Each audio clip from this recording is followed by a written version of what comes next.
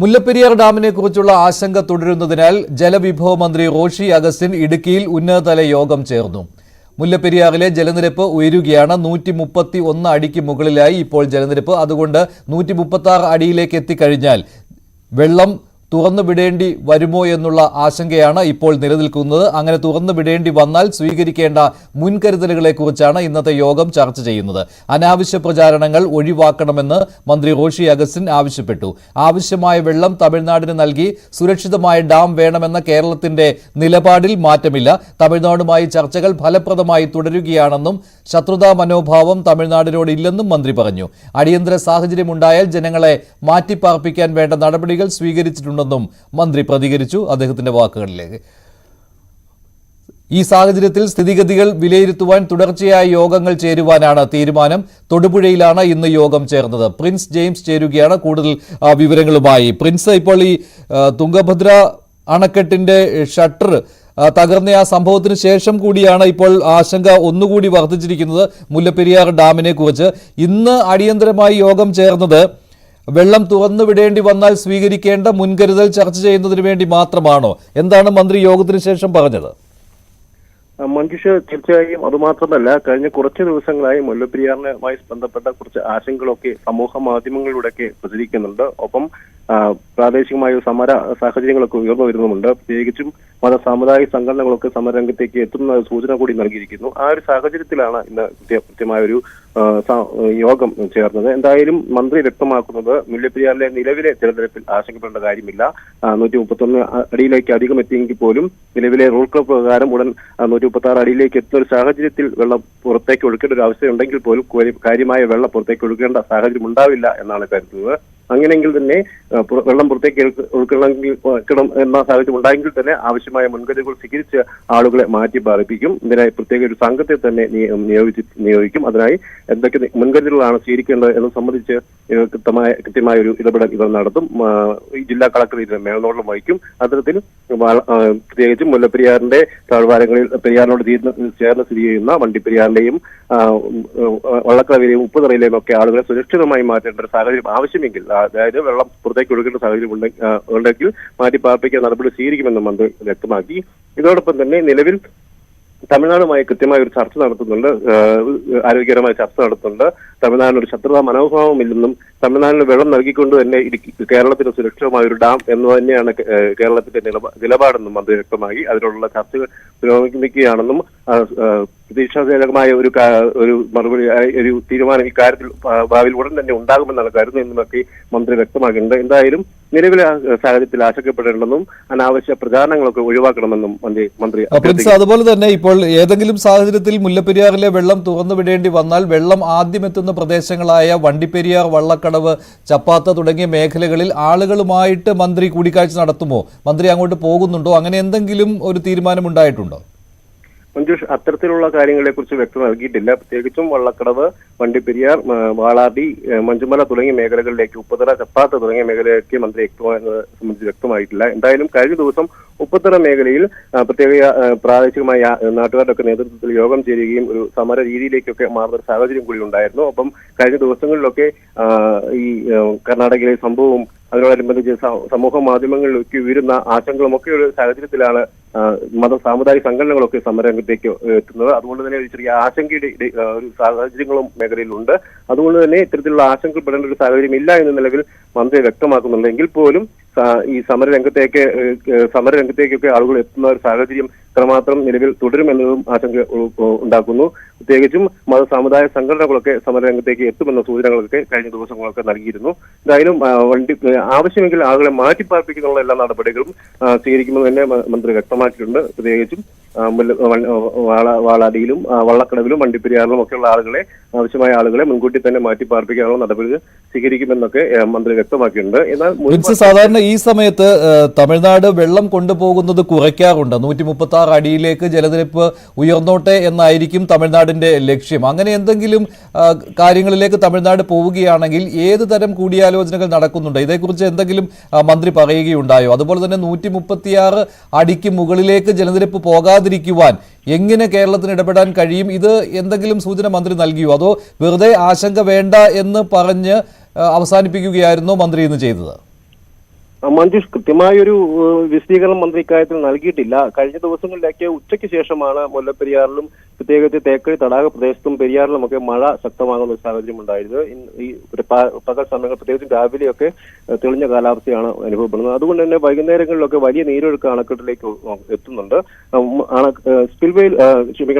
Tunnel മാർഗം തമിഴ്നാട് വെള്ളം കൊണ്ടുപോകുന്നുണ്ടെങ്കിൽ പോലും രാത്രി കാലങ്ങളിൽ അതിന് ആനുപാതികമായി അല്ലെങ്കിൽ അതിൽ അധികമായി വെള്ളം അണക്കെട്ടിലേക്ക് ഒഴുകിയെത്തുന്ന സാഹചര്യമുണ്ട്. അത്തരത്തിൽ വെള്ളം കൂടുതലായി കൊണ്ടുപോയില്ലെങ്കിൽ വരും ദിവസങ്ങളിലും ശക്തമായ മഴ തുടരുന്ന ഒരു സാഹചര്യവും ഉണ്ടായാൽ അണക്കെട്ട് നിലവിലെ കർവ് പ്രകാരമുള്ള പരമാവധി സംഭരണ ശേഷിയിലേക്ക് ഉടൻ തന്നെ എത്താനൊരു സാഹചര്യമുണ്ട്. അങ്ങനെയെങ്കിൽ വെള്ളം പുറത്തേക്ക് ഒഴുകേണ്ട ഒരു അവസ്ഥ ഉണ്ടാകും.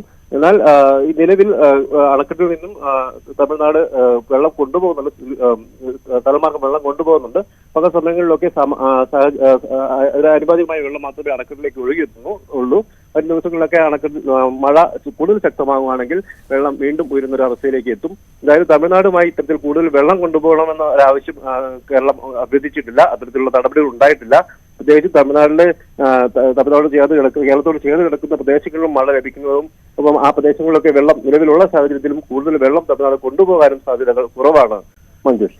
ശരി, പ്രിൻസ് ജെയിംസ് ആണ് വിവരങ്ങൾ നൽകിയത്. മുല്ലപ്പെരിയാർ അണക്കെട്ടിലെ ജലനിരപ്പ് ഉയരുന്നുണ്ട്. ഇത് ആശങ്കയുണ്ടാക്കുന്ന കാര്യമാണ്. പക്ഷേ ആശങ്ക വേണ്ട എന്നാണ് മന്ത്രി റോഷി അഗസ്റ്റിൻ പറഞ്ഞത്. എല്ലാ തരത്തിലുള്ള മുൻകരുതലും എടുക്കുന്നുണ്ട്.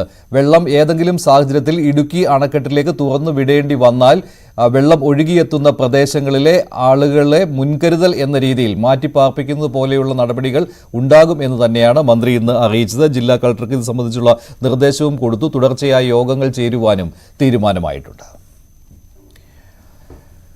മറ്റു വാർത്തകളിലേക്ക് പോവുകയാണ്. വയനാട്ടിൽ നിന്നുള്ള വാർത്തകളാണ് അടുത്തത്. മുണ്ടക്കൈയിലും ചൂരൽമലയിലും കാണാതായവർക്കായുള്ള തെരച്ചിൽ 14ാമത്തെ ദിവസമായി ഇന്നും തുടരുകയാണ്. ചാലിയാർ പുഴയിൽ നടത്തിയ തെരച്ചിലിൽ മൃതദേഹ ഭാഗം കണ്ടെത്തിയിട്ടുണ്ട്. നഷ്ടപ്പെട്ട രേഖകൾ വീണ്ടെടുക്കുന്നതിന് പ്രത്യേക ക്യാമ്പുകൾ പുരോഗമിക്കുന്നുണ്ട്. കൂടുതൽ വിവരങ്ങൾ നൽകാൻ ഡാൻ കുര്യൻ ചേരുകയാണ്. ഡാൻ, ഇപ്പോൾ 2 ആഴ്ച പൂർത്തിയാവുകയാണ് മുണ്ടക്കൈയിലും ചൂരൽമലയിലും പുഞ്ചിരിമട്ടത്തും ഈ ദുരന്തം ഉണ്ടായിട്ട്. ഇന്ന് ഏത് രീതിയിലുള്ള പരിശോധനകളാണ് നടക്കുന്നത്?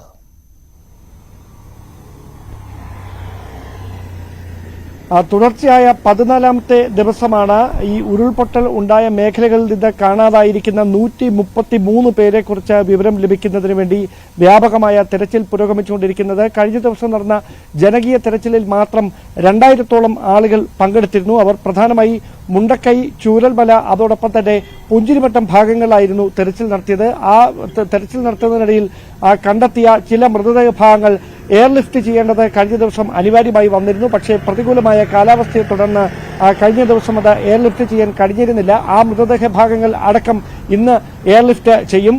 അതോടൊപ്പം പ്രധാനമായി ഇന്ന് ചാലിയാർ പുഴയുടെ തീരം കേന്ദ്രീകരിച്ചാണ് ഈ തെരച്ചിൽ നടന്നത്. മുണ്ടേരി ഫാം പ്രദേശം തുടങ്ങി 5 കിലോമീറ്റർ അപ്പുറത്ത് നീളുന്ന തരത്തിലായിരുന്നു തെരച്ചിൽ നടപടികൾ. NDRF സേനാംഗങ്ങൾ, അതോടൊപ്പം തന്നെ അഗ്നിശമന സേനാംഗങ്ങൾ, പോലീസ് ഉദ്യോഗസ്ഥർ, പ്രത്യേക വൈദഗ്ധ്യം നേടിയവർ അവരടങ്ങുന്ന 60-അംഗ സംഘമാണ് മുണ്ടേരി ഫാം മുതൽ പരപ്പാൻപാറ വരെയുള്ള 6 കിലോമീറ്റർ ഭാഗത്ത് വ്യാപകമായ തെരച്ചിൽ നടത്തിയത്. അതോടൊപ്പമാണ് പാണാൻകയത്തിൽ, വനമേഖലയാണ്, പാണാൻകയത്തിൽ 50-അംഗ സംഘം വിശദമായ തെരച്ചിൽ നടത്തുകയാണ്. സ്വാഭാവികമായി 2 സംഘങ്ങളായി തിരഞ്ഞുകൊണ്ട് നടത്തുന്ന ഈ തെരച്ചിലിൽ മൃതദേഹ ഭാഗങ്ങളടക്കം കണ്ടെത്തിയാൽ അവയെ അവിടുന്ന് എയർലിഫ്റ്റ് ചെയ്ത് കൽപ്പറ്റയിലേക്ക് എത്തിക്കുന്നതിന് വേണ്ടിയിട്ടുള്ള നടപടികളാണ് സ്വീകരിച്ചിരിക്കുന്നത്. ഇത്രയധികം ദിവസം പിന്നിട്ടിട്ടും ഈ കാണാതായവരെ കുറിച്ച് മറ്റ് സൂചനകളൊന്നും ലഭിക്കാത്ത പശ്ചാത്തലത്തിൽ ഇനി എത്ര ദിവസം ഇങ്ങനെ അങ്ങ് തെരച്ചിൽ തുടരാമെന്ന ഒരു വലിയ ശ്രമകരമായ ചോദ്യം ഉയരുന്നുണ്ട്. സ്വാഭാവികമായി മന്ത്രിസഭാ ഉപസമിതി അടക്കം കൽപ്പറ്റയിൽ തുടരുന്ന ഒരു പശ്ചാത്തലത്തിൽ അവർ കൂടി റവന്യൂ അധികൃതരുമായി സംസാരിച്ചായിരിക്കും എന്നുവരെ ഇങ്ങനെ തെരച്ചിൽ തുടരണമെന്ന കാര്യത്തിൽ ഒരു തീരുമാനം എടുക്കുക. നിലവിലെ സാഹചര്യത്തിൽ ചില ദിവസങ്ങൾ കൂടി ഈ രക്ഷാദൌത്യം ഇങ്ങനെ തന്നെ തുടരും. ഈ മൃതദേഹങ്ങൾക്ക് വേണ്ടിയുള്ള തെരച്ചിൽ ഇങ്ങനെ തന്നെ തുടരുമെന്നാണ് സൂചന. എന്തായാലും ലഭ്യമാകുന്ന സൂചനകൾ അനുസരിച്ചുകൊണ്ട് സൈനിക ഉദ്യോഗസ്ഥരെ അടക്കം സഹായത്തോടെയാണ് വനമേഖലകൾ കേന്ദ്രീകരിച്ചുകൊണ്ട് തെരച്ചിൽ പുരോഗമിച്ചുകൊണ്ടിരിക്കുന്നത്.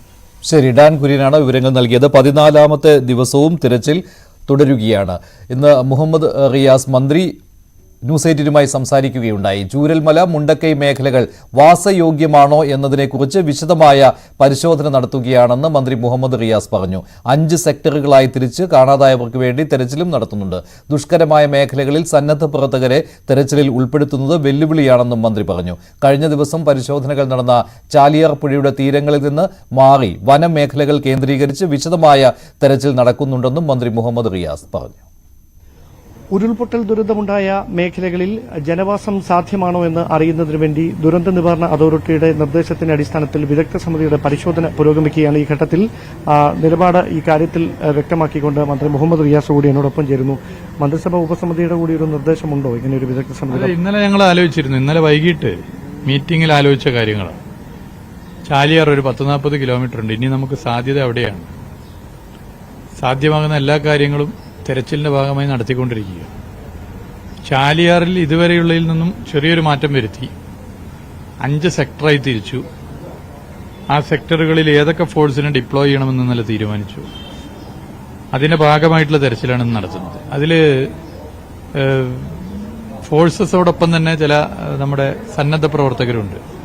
എന്നാൽ സെക്ടർ 1 സന്നദ്ധ പ്രവർത്തകരെ വെച്ചിട്ടില്ല. കാരണം സെക്ടർ 1 കുറെ കൂടി ഹൈ റിസ്ക് ഉള്ള തെരച്ചിൽ നടക്കേണ്ടത്. അവിടെ സന്നദ്ധ പ്രവർത്തകർ വേണ്ടതില്ല, ഫോഴ്സ് മാത്രമാണുള്ളത്. ബാക്കി ഇടങ്ങളിൽ ഓരോ സ്ഥലത്തും ഡിപ്ലോയ് ചെയ്തു. ചിലയിടത്ത് 40 അംഗ ടീമുണ്ട്, ചിലയിടത്ത് 35 അംഗ ടീമുണ്ട്. അങ്ങനെയാണ് ഡിപ്ലോയ് ചെയ്തിട്ടുള്ളത്. അത് കാര്യമായിട്ട് ഇപ്പം നടന്നുകൊണ്ടിരിക്കുക. അല്ല, ഒരു പ്രധാനപ്പെട്ട കാര്യം, ഈ വിദഗ്ധ സമിതിയുടെ ഒരു പരിശോധന മുണ്ടക്കൈ ചൂരൽമല മേഖലയിൽ ഇനി ജനവാസം ഉണ്ടാകാൻ സാധ്യതയുണ്ടോ, അല്ലെങ്കിൽ അതിന് സാധ്യത എത്രത്തോളം ഉണ്ട് എന്നറിയാൻ വേണ്ടി ഒരു പരിശോധന നടക്കുന്നു എന്നറിയുന്നു. അതിൽ എത്രത്തോളം ഒരു നമുക്കത് അങ്ങനെ ഒരു പരിശോധന ഔദ്യോഗികമായ നിർദ്ദേശത്തിന്റെ അടിസ്ഥാനത്തിലാണോ അതോ? ഞങ്ങളെല്ലാ പരിശോധനയും നടത്തുന്നുണ്ട്. ഇപ്പൊ ഇന്നലെ ചേർന്ന മീറ്റിംഗിൽ ഫോഴ്സസ് അവര് സാധ്യമാകുന്ന കാര്യങ്ങളൊക്കെ ചെയ്തു. തെരച്ചിലിന്റെ കാര്യത്തിൽ എന്നാണ് റിപ്പോർട്ട് ചെയ്തത്. എല്ലാ ഫോഴ്സസും NDRF ആയിക്കൊള്ളട്ടെ, പോലീസ് ആയിക്കൊള്ളട്ടെ, SOG ആയിക്കൊള്ളട്ടെ, ഫയർ ആൻഡ് റെസ്ക്യൂ ഫോഴ്സ് ആയിക്കൊള്ളട്ടെ. എന്നാലും എല്ലാ ശ്രമവും ഇനിയും നമുക്ക് പറ്റുന്നതുപോലെ ചെയ്യാമെന്നാണ് പൊതുവെ ഞങ്ങളെ യോഗം വിലയിരുത്തിയത്. ഇനി അവിടെ താമസയോഗ്യമാണോ ഈ സ്ഥലങ്ങൾ? എന്താണ് കാര്യം? നമ്മൾ ചർച്ച ചെയ്യേണ്ട കാര്യം. കുറച്ച് ബുദ്ധിമുട്ടുള്ള കാര്യമാണല്ലോ അതൊക്കെ. അത് നമുക്ക് ചർച്ച ചെയ്യേണ്ട കാര്യമാണ്. ഓക്കെ, അതെ, വളരെയധികം നന്ദി താങ്കളുടെ പ്രതികരണം. ആ പ്രദേശങ്ങൾ താമസയോഗ്യമല്ല എന്നായിരുന്നു നേരത്തെയുള്ള റിപ്പോർട്ടുകൾ. പക്ഷേ താമസയോഗ്യമാണോ എന്നുള്ള കാര്യം ഒരു വിദഗ്ധ സമിതി, ദുരന്ത നിവാരണ അതോറിറ്റിയുടെ ഒരു വിദഗ്ധ സമിതി പരിശോധിക്കുന്നുണ്ട് എന്നാണ് പുതിയ വിവരം. വയനാട് ഉരുൾപൊട്ടൽ ദേശീയ ദുരന്തമായി പ്രഖ്യാപിക്കുമെന്ന് പ്രതീക്ഷിക്കുന്നുവെന്ന് KC വേണുഗോപാൽ MP.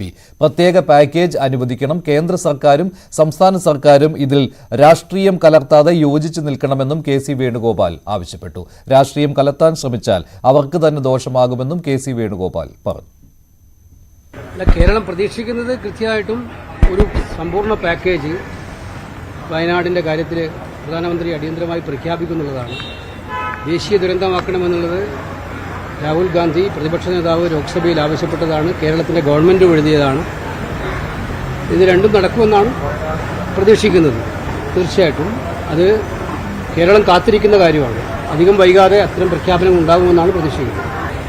കേന്ദ്ര ഗവൺമെന്റായാലും സംസ്ഥാന ഗവൺമെന്റായാലും രാഷ്ട്രീയം കലർത്താതെ എല്ലാവരും യോജിച്ചുകൊണ്ട് ഈ കാര്യത്തിൽ റീഹാബിലിറ്റേഷൻ പ്രവർത്തനങ്ങൾ നടത്തി പൂർത്തിയാക്കണമെന്നുള്ളതാണ് എനിക്ക് പറയാനുള്ളത്. ഗവൺമെന്റ് ഇക്കാര്യത്തിൽ എവിടെയെങ്കിലും രാഷ്ട്രീയം കലർത്താൻ ശ്രമിച്ചാൽ അത് അവർക്ക് തന്നെ ദോഷമായിട്ട് ഭവിക്കത്തേ ഉള്ളൂ. മാത്രമല്ല ഈ പാക്കേജിനെ തന്നെ അത് ദോഷമായിട്ട് ബാധിക്കും. അതുകൊണ്ട് അത് ഉണ്ടാക്കാൻ പാടില്ല എന്നുള്ളതാണ് എനിക്ക് പറയാനായിട്ടുള്ളത്. വയനാട്ടിലേക്ക് കേരളത്തിന് പുറത്തുനിന്നുള്ള സന്നദ്ധ പ്രവർത്തകരും എത്തിക്കൊണ്ടിരിക്കുകയാണ്. ദുരന്തത്തിൽ കുടുംബാംഗങ്ങളെ നഷ്ടപ്പെട്ട കുട്ടികളെ കൈപിടിച്ചുയർത്താൻ ഡോക്ടർ കഫീൽ ഖാൻ വയനാട്ടിലെത്തി. ദുരന്തത്തിൽ എല്ലാം നഷ്ടപ്പെട്ടവരെ നേരിൽ കണ്ട് അവരുടെ ദുഃഖത്തിനൊപ്പം ചേരാനാണ് വന്നതെന്ന് കഫീൽ ഖാൻ ന്യൂസ് 18 പറഞ്ഞു. ഉരുൾപൊട്ടൽ ദുരന്തത്തിൽ എല്ലാം നഷ്ടപ്പെട്ട് വേദനയുടെ തീരാനൊമ്പരത്തിൽ കഴിയുന്ന കുട്ടികളെ ആശ്വസിപ്പിക്കുന്നതിനും അവരെ ഹൃദയത്തോട് ചേർത്ത് പിടിക്കുന്നതിനുമായി ഉത്തർപ്രദേശിലെ ഖൊരഗ്പൂരിൽ നിന്ന് ഡോക്ടർ കഫീൽ ഖാൻ കൂടി വയനാട്ടിലേക്ക് എത്തിയിരിക്കുകയാണ്. അദ്ദേഹം മന്ത്രിതല ഉപസമിതിയുമായി ചർച്ച നടത്തി. അതിനുശേഷം ജില്ലാ കളക്ടറെയും നേരിൽ കാണാനായിട്ടാണ് കളക്ടറേറ്റിലേക്ക് എത്തിയിരിക്കുന്നത്. Whether you visited the place or no, I am on the way. I'm going to meet district collectorate. I will take a permission and then I will move because. What is the purpose of your visit here? See, I know the government is doing good work, and I just met Honorable Minister Mohammad Riaz, and he was saying that almost rescue operation is over and the rehabilitation is going on. There is still 500 people, more than 500 people in the camps, and almost 12 days is over. So missing those people or who are missing, the chances are very less that we can find out. But those who are alive, and especially the children's, for us as a medical doctor, we know that after any tragic event, sudden tragic event, the children can go into post-traumatic stress disorder. So mental, ill health is also one of the important aspects. I know the government, Kerala has a good in health infrastructure and they take care of the communicable disease and chronic illnesses. I am here to be with them, especially at this time of grief and suffering. I want to be with them. Whether you provide any extra effort to give that mental power to that children, those who have lost their parents, their siblings, and like that. So Yes. That's my plan. I'm going to be. I hope for a week, sometime, and I will try to find out. There are subtle signs, children can have, like, a 5-year-old started having bedwetting. A small kid started having clinging their toys. So all these subtle signs we can find out, and we can't counsel children. We have to distract them, and I don't believe in the giving medicine, So I'll try to distract them and try to help them to come out with the mental trauma. one more thing, how can we make them out of this trauma? To distract them, not only the medicine, not only the food, not only the home is needed. There are more we have to do. We have to take them out. We have to talk to them. We have to play with them. We have to show love. We have to show affection. Okay, thank you for joining. നാളെ വീണ്ടും തുടങ്ങുവാനാണ് സാധ്യതയുള്ളത്. ഗംഗാവലി പുഴയിൽ വെള്ളത്തിന്റെ ഒഴുക്ക് കുറഞ്ഞിട്ടുണ്ട്. ഇന്ന് ബംഗളൂരുവിൽ ഉന്നതതല യോഗം ചേരുന്നുണ്ട്. ഈ യോഗത്തിൽ ഒരു തീരുമാനമുണ്ടാകുമെന്നാണ് പ്രതീക്ഷിക്കുന്നത്. കൂടുതൽ വിവരങ്ങൾ നൽകുവാൻ KV ബൈജു ചേരുകയാണ്. ബൈജു, ഇന്നൊരു തീരുമാനം എന്തായാലും ഉണ്ടാവുമെന്നാണല്ലോ പ്രതീക്ഷിക്കുന്നത്. നിലവിൽ ഗംഗാവലി പുഴയിൽ തെരച്ചിൽ നടത്തുവാൻ തടസ്സമില്ല എന്ന് തന്നെയല്ലേ? അങ്ങനെ ആവുകയാണെങ്കിൽ നേവിയുടെ ഡൈവിംഗ് ടീമിന് ഇറങ്ങുവാൻ പറ്റുമെന്നാണോ?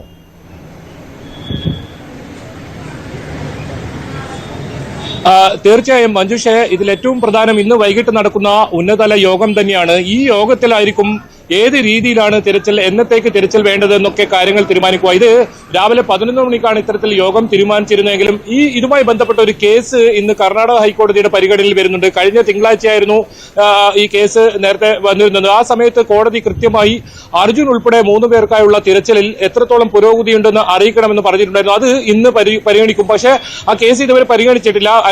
ഒരു പക്ഷേ ഉച്ചയ്ക്ക് ശേഷമായിരിക്കും ആ കേസ് പരിഗണിക്കുക. അതുകൊണ്ട് തന്നെ ഈ യോഗം വൈകിട്ട് 4 മണിക്ക് ശേഷം മാറ്റിവെച്ചിട്ടുണ്ട്. കോടതി എന്താണ് ഈ കാര്യത്തിൽ പരാമർശം ഉണ്ടാകുന്നത്, അതിനനുസരിച്ചായിരിക്കും ഒരുപക്ഷെ നീക്കങ്ങൾ. എന്തായാലും ഈ പുഴയിലെ അടിയൊഴുക്ക് ഏകദേശം കുറഞ്ഞ് വലിയ തോതിൽ കുറഞ്ഞിട്ടുണ്ട്. അതായത് 4 നോട്ട്സിലേക്ക് എത്തിയിട്ടുണ്ട്. അത് ഇനിയും കുറയുന്ന ഒരു സാഹചര്യം തന്നെയാണുള്ളത്. നമുക്കത് ദൃശ്യങ്ങളിൽ നിന്ന് തന്നെ നമുക്ക് കാണാൻ സാധിക്കും. ഈ അടിയൊഴുക്ക് കുറഞ്ഞ് ആ മൺകൂനകളൊക്കെ കാണുന്ന ഒരു സാഹചര്യം തന്നെയാണുള്ളത്. എന്തായാലും ഈ ലോറിയുടെ ക്യാബിനകത്ത് അർജുൻ ഉണ്ടാകുമെന്ന ഒരു പ്രാഥമിക നിഗമനം തന്നെയാണ് ഇപ്പോഴും പറയുന്നത്. അതുകൊണ്ട് തന്നെ ആ പ്രദേശത്ത് തന്നെ തെരച്ചിൽ നടത്താനായിരിക്കും സാധ്യത. എന്തായാലും ഇതിൽ ഏറ്റവും പ്രധാനം ഈ മൽപ്പയ്ക്ക് ഈശ്വർ മൽപ്പയ്ക്ക് ഇതിനുള്ള ഒരു പെർമിഷൻ ലഭിക്കേണ്ടതുണ്ട്. ആ പെർമിഷൻ ലഭിച്ചാൽ അപ്പോൾ തന്നെ ഈ തെരച്ചിൽ ആരംഭിക്കുമെന്നാണ് പറയുന്നത്. നേവിയുടെ ഉദ്യോഗസ്ഥർ കാർവാറിൽ നിന്നാണ് എത്തേണ്ടത്. അവർ ഒരു മണിക്കൂർ ദൂരം മാത്രമേ ഉള്ളൂ ഈ സംഭവ സ്ഥലവുമായി ബന്ധപ്പെട്ട്. അതുകൊണ്ട് തന്നെ അവർ വളരെ പെട്ടെന്ന് തന്നെ ഇവിടെ എത്തിച്ചേരും.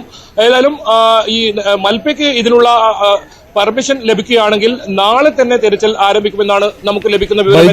ഇതിനകം സ്പോട്ട് ചെയ്തിരിക്കുന്ന 3-4 മേഖലകളുണ്ടല്ലോ. അപ്പോൾ അതിൽ ഏറ്റവും വ്യക്തമായിട്ട് ഇന്ന സ്ഥലത്ത് ഉണ്ടാകാൻ സാധ്യതയുണ്ട് ക്യാബിൻ എന്ന ഒരു നിഗമനം വന്നിട്ടുണ്ടല്ലോ. ആ സ്ഥലത്ത് ഡൈവിംഗ് ടീമിനെ ഇറക്കുക എന്നുള്ളതാണോ, അതോ ഇനി പുതിയ രീതിയിൽ ഐബോർഡ് പരിശോധന വേണ്ടി വരുമോ? അങ്ങനെ എന്തെങ്കിലും കാര്യങ്ങൾ വിവരങ്ങൾ കിട്ടുന്നുണ്ടോ?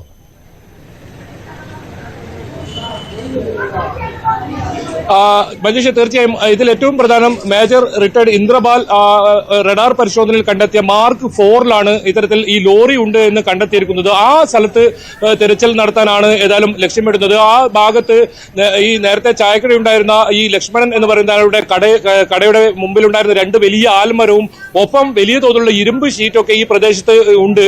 അതുകൊണ്ട് തന്നെ അതൊക്കെ നീക്കം ചെയ്യേണ്ടതുണ്ട്. ഏതായാലും തിരച്ചിൽ ദുഷ്കരമാണെന്നാണ് DK ശിവകുമാർ ബംഗളൂരുവിൽ അല്പസമയം മുമ്പ് വ്യക്തമാക്കിയത്. എന്തായാലും ആ സ്ഥലത്ത് ലോറി പുറത്തേക്ക് എടുക്കാനായിരിക്കും ആദ്യം ശ്രമിക്കുക. ലോറി കണ്ടെത്തുകയല്ല ലക്ഷ്യം, അതിനപ്പുറം ഈ ക്യാബിനകത്ത് അർജുൻ ഉണ്ടോ എന്ന് കണ്ടെത്താനായിരിക്കും ഈ ലോറി പുറത്തേക്ക് എടുക്കും.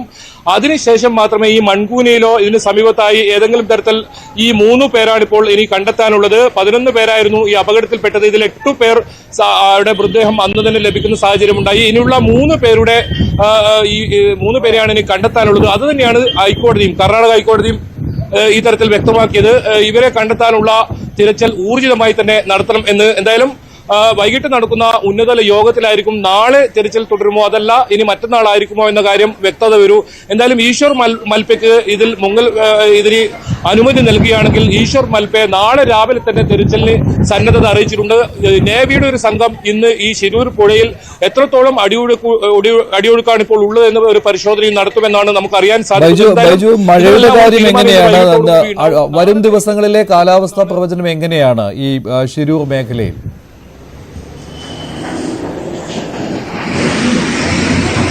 മഞ്ജുഷ, ഇപ്പോൾ കാലാവസ്ഥ വളരെ അനുകൂലമാണ്. കഴിഞ്ഞ ഒരാഴ്ചയായി ഈ പ്രദേശത്ത് കൊങ്കൺ മേഖലയിൽ ഒന്നും തന്നെ മഴ ഇല്ലാത്തൊരു സാഹചര്യം തന്നെയാണ്. അതുകൊണ്ട് തന്നെയാണ് ഈ നദിയിലെ ജലനിരപ്പും വലിയ തോതിൽ ഉയർന്നിട്ടുണ്ട്. അടിയൊഴുക്ക് അത്രത്തോളം കുറഞ്ഞിട്ടുണ്ട്. നമുക്കറിയാം നേരത്തെ 7 നോട്ട്സ് വരെ വേഗതയായിരുന്നു ഈ ജലത്തിൽ എങ്കിൽ ഇപ്പോൾ അത് 4 നോട്ട്സിലേക്ക് എത്തിയിരിക്കുന്നു. നേവിയുടെ ഉദ്യോഗസ്ഥരും വ്യക്തമാക്കുന്നത് 4 നോട്ട്സ് വരെ വേഗതയാണെങ്കിൽ ആ മുങ്ങൽ വിദഗ്ധർക്ക് ഇത്തരത്തിൽ തിരച്ചിൽ നടത്തുന്നതിന് പ്രയാസമില്ല എന്ന് തന്നെയാണ്. അങ്ങനെയാണെങ്കിൽ നാളെ തന്നെ ഈ തിരച്ചിൽ തുടരും എന്നതാണ് നമുക്ക് ലഭിക്കുന്ന വിവരം. ഇതിന് സ്ഥിരീകരണം വരാനുണ്ട്, ഔദ്യോഗിക സ്ഥിരീകരണം വരാനുണ്ട്. അതിനൊപ്പം ഈ കോടതി എന്ത് പറയുന്നു എന്ന കാര്യത്തിലും വളരെ നിർണായകമാണ്. അത് ഇന്ന് ഉച്ചയ്ക്ക് ശേഷമായിരിക്കും കോടതി ഈ കേസ് പരിഗണിക്കുക. അതിനുശേഷമായിരിക്കും വൈകിട്ട് നടക്കുന്ന ഉന്നതതല യോഗത്തിൽ ഏത് രീതിയിലുള്ള തിരച്ചിലാണ് നടത്തേണ്ടത് എന്ന കാര്യത്തിലൊക്കെ ഒരു തീരുമാനമുണ്ടാകൂ. മഞ്ജുഷ്. ശരി, KV ബൈജു ആണ് വിവരങ്ങൾ നൽകിയത്. നാളെ മിക്കവാറും അർജുന് വേണ്ടിയുള്ള തിരച്ചിൽ വീണ്ടും തുടങ്ങുവാനുള്ള സാധ്യതയുണ്ട്. ഇന്ന് ഇതേക്കുറിച്ചുള്ള ഒരു തീരുമാനവും ഉണ്ടാകും. മറ്റൊരു വാർത്തയിലേക്ക്. ആലപ്പുഴ പൂച്ചാക്കലിൽ നവജാത ശിശുവിനെ രഹസ്യമായി മറവു ചെയ്യുന്നതിന് മുൻപ് കുഞ്ഞിനെ സൂക്ഷിച്ചത് ടെറസിന്റെ സൺഷെയ്ഡിലായിരുന്നു. കവറിൽ പൊതിഞ്ഞ നിലയിലായിരുന്നു കുഞ്ഞ്.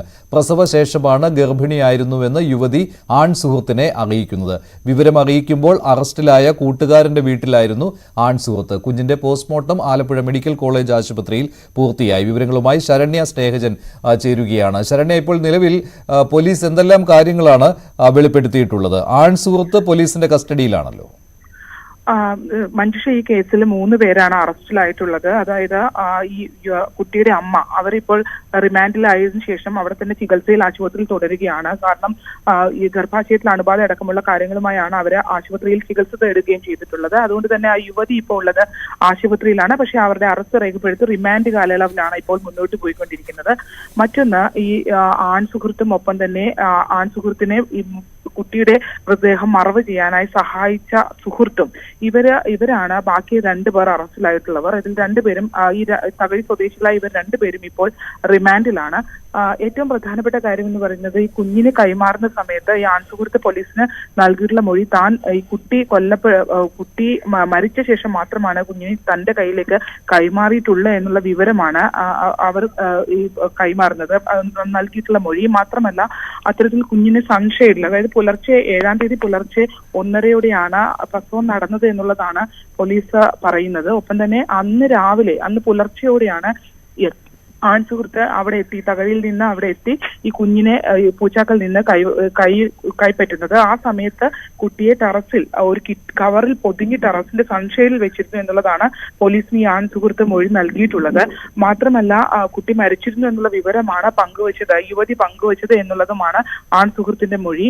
തുടർന്ന് അതിൽ പോലീസ് പറയുന്നത്, ഈ ആൺസുഹൃത്തിന് ഇത് സംബന്ധിച്ച്, അതായത് കുട്ടിയുടെ മരണത്തെ സംബന്ധിച്ച് കൂടുതൽ ധാരണ ഉണ്ടാവാൻ ഇടയില്ല എന്നുള്ളത് ആണ് ഇപ്പോൾ പറയുന്നത്. കാരണം മൃതദേഹം രഹസ്യമായി മറവ് ചെയ്തു എന്ന് അടക്കമുള്ള കാര്യങ്ങൾ വെച്ചാണ് ഇപ്പോൾ പോലീസ് FIR ഇട്ടിട്ടുള്ളത്. മറിച്ച് ഈ ഏറ്റവും നിർണായകമായത്, അതായത് ഈ കുട്ടി കൊല്ലപ്പെട്ടതാണോ എന്ന് സ്ഥിരീകരിക്കേണ്ടത് പോസ്റ്റ്മോർട്ടം നടപടികൾക്ക് ശേഷമാണ്. എന്തായാലും പോസ്റ്റ്മോർട്ടം ആലപ്പുഴ മെഡിക്കൽ കോളേജിൽ ഇപ്പോൾ പൂർത്തീകരിച്ചിട്ടുണ്ട്. അതിന്റെ പ്രാഥമിക റിപ്പോർട്ട് ഇപ്പോൾ തയ്യാറായിക്കൊണ്ടിരിക്കുകയാണ്.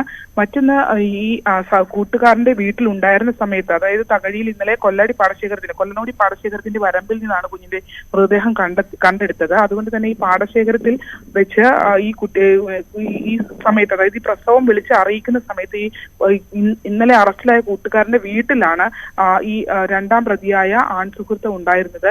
ഈ വിവരം അറിയുന്ന സമയത്ത് ബോധരഹിതനായി വീണു എന്നടക്കം മൊഴിയിൽ ഈ സുഹൃത്ത് മൊഴി നൽകിയിട്ടുണ്ട്. അതുകൊണ്ടാണ് താൻ കൂടെ ചെന്നത് എന്നടക്കമുള്ള വിവരമാണ് ഇപ്പോൾ ഈ ആൺ സുഹൃത്തിന്റെ കൂട്ടുകാരൻ പോലീസിന് മൊഴി നൽകിയിട്ടുള്ളത്. എന്തായാലും മൃതദേഹം രഹസ്യമായി മറവ് ചെയ്ത് അടക്കമുള്ള ജുവനൈൽ വകുപ്പുകൾ പ്രകാരമാണ് ഇപ്പോൾ രണ്ടുപേരും റിമാൻഡിൽ പോയിട്ടുള്ളത്. മറ്റ് പ്രാഥമികമായ വിവരങ്ങളൊക്കെ തന്നെയും, അതായത് പോസ്റ്റ്മോർട്ടം നടപടികൾ പൂർത്തീകരിച്ചിട്ടുണ്ട്. അതിന്റെ മറ്റ് നടപടികൾ വരും മണിക്കൂറുകൾ നമുക്ക് നൽകാനാവും. ശരി, ശരണ്യ സേനത്തിനാണ് വിവരങ്ങൾ നൽകിയത്. മറ്റൊരു വാർത്തയിലേക്ക്. തൊടുപുഴ നഗരസഭാ ഭരണം LDF നിലനിർത്തി. ഭരണം തിരിച്ചുപിടിക്കുവാനുള്ള സുവർണ അവസരം UDF നഷ്ടപ്പെടുത്തുകയായിരുന്നു. കോൺഗ്രസിന്റെയും മുസ്ലിം ലീഗിന്റെയും അംഗങ്ങൾ തമ്മിലടിച്ചതാണ് CPMലെ സബീന ബിഞ്ചുവിന് നഗരസഭാ അധ്യക്ഷ സ്ഥാനം കിട്ടാൻ കാരണമായത്. നഗരസഭാ കാര്യാലയത്തിന് പുറത്ത് ലീഗിന്റെയും കോൺഗ്രസിന്റെയും പ്രവർത്തകർ തമ്മിൽ ഉന്തും തള്ളുമുണ്ടായി. തൊടുപുഴയിൽ നിന്ന് PA സാഗർ ചേരുകയാണ് കൂടുതൽ വിവരങ്ങളുമായി. സാഗർ, ഇതിൽ LDFന് ഭരണം നഷ്ടപ്പെടുമായിരുന്നു, പക്ഷേ മുസ്ലിം ലീഗിന്റെയും കോൺഗ്രസിന്റെയും സ്ഥാനാർത്ഥികൾ പരസ്പരം മത്സരിക്കേണ്ടി വന്ന ഒരു സാഹചര്യം എന്തായിരുന്നു? മഞ്ജുഷ്, ഇവിടെ കൈക്കൂലി കേസിൽ ആരോപണ വിധേയനായതിനെ തുടർന്നാണ് തൊടുപുഴ നഗരസഭാ ചെയർമാനായിരുന്ന സനീഷ് ജോർജ്, ഇദ്ദേഹം കൈക്കൂലി കേസിൽ പ്രതിയായതിനെ തുടർന്നാണ് രാജിവെച്ച് പുറത്തുപോയത്. ഈ ഒഴിവിൽ നടന്ന തെരഞ്ഞെടുപ്പിലാണ് ഇന്ന് CPMന് അപ്രതീക്ഷിതമായി ഭരണം കിട്ടിയിരിക്കുന്നത്. നിലവിൽ UDFന് ഭരണം കിട്ടുവാനുള്ള, തൊടുപുഴ നഗരസഭ ഭരണം കിട്ടുവാനുള്ള എല്ലാ സാധ്യതകളും ഉണ്ടായിരുന്നു. എന്നാൽ UDFൽ ലീഗും കോൺഗ്രസും തമ്മിൽ കഴിഞ്ഞ ഒരാഴ്ചയായി നടന്ന ചർച്ചയിലും തീരുമാനമാകാതെ വന്നതോടെ ഇന്ന് രാവിലെ നടന്ന തെരഞ്ഞെടുപ്പിൽ ലീഗും കോൺഗ്രസും തമ്മിൽ മത്സരിക്കുകയായിരുന്നു. ഈ മത്സരത്തിൽ CPMും BJPയും ഒപ്പം ചേർന്നു. അതോടെ 4 സ്ഥാനാർത്ഥികളാണ് ചെയർമാൻ സ്ഥാനത്തേക്കായി മത്സരിച്ചത്. എന്നാൽ ആദ്യഘട്ട വോട്ടെടുപ്പിൽ തന്നെ ലീഗ് സ്ഥാനാർത്ഥികൾ, ലീഗ് കൗൺസിലർമാർ പുറത്തുപോയി. അവർ കുറഞ്ഞ വോട്ട് കിട്ടിയതിനാൽ തന്നെ പുറത്തുപോയി. രണ്ടാം ഘട്ട വോട്ടെടുപ്പിൽ BJP പുറത്തായി. മൂന്നാം ഘട്ട വോട്ടെടുപ്പിൽ കോൺഗ്രസും CPMും തമ്മിലായിരുന്നു മത്സരം. ഈ വോട്ടെടുപ്പിലാണ് അപ്രതീക്ഷിത നീക്കം ഉണ്ടായത്. കോൺഗ്രസിന് സീറ്റ് കിട്ടാൻ ഒരു സാധ്യത വന്നതോടുകൂടി തന്നെ ലീഗിലെ 5 കൗൺസിലർമാർ CPMന് വോട്ട് ചെയ്യുകയായിരുന്നു. അങ്ങനെ CPM വമ്പിച്ച ഭൂരിപക്ഷത്തിൽ തന്നെ CPMലെ സബീന ബിഞ്ചു ചെയർപേഴ്സണായി തെരഞ്ഞെടുക്കപ്പെട്ടു. LDFലെ ഒരംഗം കോൺഗ്രസിന് വോട്ട് ചെയ്തു. ഇതെല്ലാം ഇവിടെ നഗരസഭയിൽ പ്രവർത്തകരും നേതാക്കളും തമ്മിൽ ഉന്തും തള്ളും പ്രശ്നങ്ങളും ഉണ്ടായി. നിലവിൽ സ്വതന്ത്രനായി വിജയിച്ച സനീഷ് ജോർജും UDFന് വോട്ട് ചെയ്ത LDF സ്ഥാനാർത്ഥി മെർലി രാജുവും കൗൺസിൽ ഹാളിൽ തന്നെ നിലയുറപ്പിച്ചിരിക്കുകയാണ്. ഇവർക്ക് പുറത്തിറങ്ങണമെങ്കിൽ പോലീസ് സംരക്ഷണം വേണമെന്നതാണ് ഇവരുടെ ആവശ്യം. കാരണം പുറത്ത് CPM പ്രവർത്തകർ ഇവരെ തടയുമെന്ന ഭീഷണി മുഴക്കി നിൽക്കുന്നുണ്ട്. സ്ഥലത്ത് വൻ പോലീസ് സന്നാഹവുമുണ്ട്. CPM, കോൺഗ്രസ്, ലീഗ് പ്രവർത്തകരും എത്തിയിട്ടുണ്ട്. കോൺഗ്രസ് ലീഗ് പ്രവർത്തകർ രാവിലെ മുനിസിപ്പൽ ഓഫീസിന് മുന്നിൽ ചെറിയ തോതിൽ സംഘർഷം ഉണ്ടായിരുന്നു. തുടർന്ന് ഇപ്പോൾ ഈ മെർലി രാജുവും സനീഷ് ജോർജും ഉൾപ്പെടെയുള്ള കൗൺസിലർമാർക്ക് ഇറങ്ങണമെങ്കിൽ പോലീസ് സുരക്ഷ വേണമെന്നാണ് ആവശ്യം. കാരണം താഴെ ഇവർ ഇത്തരത്തിൽ വോട്ട് തിരിച്ചു ചെയ്തതിനാൽ തന്നെ CPM പ്രവർത്തകർ ഇവരെ തടയുമെന്ന രീതിയിൽ നിൽക്കുന്നുണ്ട്. എന്തായാലും നഗരസഭയിൽ ഒരു നാടകീയ നീക്കം തന്നെയാണ് നടന്നത്. കിട്ടുമായിരുന്ന ഒരു ഭരണമാണ് UDFലെ തർക്കം മൂലം ഇല്ലാതായത്. ഇതേക്കുറിച്ച് രണ്ട് പാർട്ടികളുടെയും, കോൺഗ്രസിന്റെയും ലീഗിന്റെയും ജില്ലാ നേതൃത്വം എന്തെങ്കിലും കാര്യങ്ങൾ പറഞ്ഞിട്ടുണ്ടോ? ഏതെങ്കിലും രീതിയിലുള്ള ഇടപെടൽ വന്നിട്ടുണ്ടോ? ജില്ലാ നേതാക്കളും സംസ്ഥാന നേതാക്കളും തമ്മിൽ കഴിഞ്ഞ ദിവസങ്ങളിൽ ചർച്ച നടത്തിയിരുന്നു. എന്നാൽ ഈ ചർച്ചയിൽ ഒന്നും തീരുമാനമാകാതെ വന്നതോടെയാണ് ഇന്ന് രാവിലെ ലീഗിലെ MA കരീമും കോൺഗ്രസിലെ K ദീപക്കും തമ്മിൽ മത്സരിക്കുവാൻ ധാരണയായത്. ഈ മത്സരത്തിലാണ് ഇത്തരത്തിലൊരു പ്രശ്നമുണ്ടായത്. ലീഗ് നേതാക്കളും കോൺഗ്രസ് നേതാക്കളും ഉൾപ്പെടെ നടത്തിയ ചർച്ചയിൽ ഒന്നും ഫലം കണ്ടില്ല. തുടർന്നാണ് ഇത്തരത്തിലൊരു മത്സരത്തിലേക്ക് എത്തിയത്. എന്തായാലും ഇപ്പോൾ ലീഗിന്റെ പിന്തുണയോടുകൂടിയാണ് ഇപ്പോൾ CPM ഭരണം നിലനിർത്തിയിരിക്കുന്നത് എന്ന് വേണം പറയുവാൻ.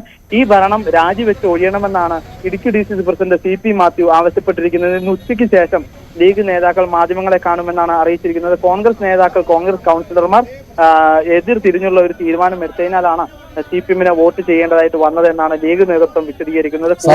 എത്ര പേരായിരുന്നു ലീഗിന്റെ? 5 പേരോ? എത്ര പേരായിരുന്നു CPMന് വോട്ട് ചെയ്തത്? മഞ്ജുഷ്, ലീഗിൽ 6 പേരാണ് കൗൺസിലർമാരുള്ളത്. അതിൽ കഴിഞ്ഞ ദിവസം ഉപതെരഞ്ഞെടുപ്പ് നടന്ന് വിജയിച്ച വാർഡിലെ കൗൺസിലർ മാത്രം UDFന്, കോൺഗ്രസിന് വോട്ട് ചെയ്തപ്പോൾ മറ്റ് 5 പേരും CPM കൗൺസിലർക്ക് അനുകൂലമായി വോട്ട് ചെയ്യുകയായിരുന്നു.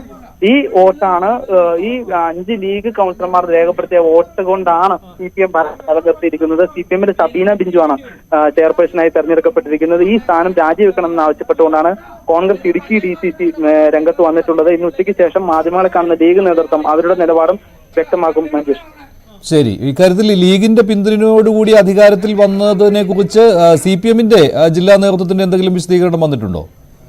അത്തരമൊരു കാര്യത്തിലേക്ക് CPM കടന്നിട്ടില്ല. ഇപ്പോൾ ഉള്ള ചെയർമാൻ സ്ഥാനം നിലനിർത്താൻ തന്നെയാണ് CPMന്റെ നിലവിലെ തീരുമാനം. അവർ സത്യപ്രതിജ്ഞ ചെയ്ത് അധികാരവും ഏറ്റെടുത്തു. ഇപ്പോൾ ചെയർമാൻ ക്യാബിനിൽ അവർ അധികാരം ഏറ്റെടുത്തു കഴിഞ്ഞു. ആ സ്ഥാനം നിലനിർത്താൻ തന്നെയാണ് CPM-ന്റെ തീരുമാനം നിലവിലുള്ളത്. ശരി, സാഗറാണ് വിവരങ്ങൾ നൽകിയത്. തൊടുപുഴ നഗരസഭയിൽ നാടകീയമായ രംഗങ്ങളായിരുന്നു ഇന്ന്. അവിടെ UDF-ന് ഭരണം പിടിക്കുവാനുള്ള സുവർണ അവസരമായിരുന്നു. എന്നാൽ ആ അവസരം UDF തമ്മിലടിച്ച് നഷ്ടപ്പെടുത്തിയിരിക്കുകയാണ്. മുസ്ലിം ലീഗും കോൺഗ്രസും തമ്മിലാണ് ഭിന്നത രൂക്ഷമായത്. അങ്ങനെ മുസ്ലിം ലീഗിന്റെ പിന്തുണയിൽ CPM നഗരസഭാ ഭരണം പിടിച്ചിരിക്കുകയാണ്. മറ്റൊരു വാർത്തയിലേക്ക്. എറണാകുളത്ത് പൂണിത്തുറയിൽ CPM-ൽ ഭിന്നത. നേതൃത്വവുമായുള്ള അഭിപ്രായ ഭിന്നതയെ തുടർന്ന് പൂണിത്തുറ ലോക്കൽ കമ്മിറ്റിക്ക് കീഴിലെ 10 ബ്രാഞ്ച് സെക്രട്ടറിമാർ രാജിവെച്ചു. ജില്ലാ സെക്രട്ടറി CN മോഹനനും മുൻ ലോക്കൽ സെക്രട്ടറി ദിനേശിനും എതിരെ ഗുരുതര ആരോപണങ്ങളാണ് ഇവർ ഉന്നയിച്ചത്. കൂടുതൽ വിവരങ്ങളുമായി ആജ്ഞ രവീന്ദ്രൻ ചേരുകയാണ് കൊച്ചിയിൽ നിന്ന്. ആജ്ഞ, CN മോഹനും ദിനേശിനും എതിരെ എന്തെല്ലാം ആരോപണങ്ങൾ ഉന്നയിച്ചിട്ടുണ്ട്?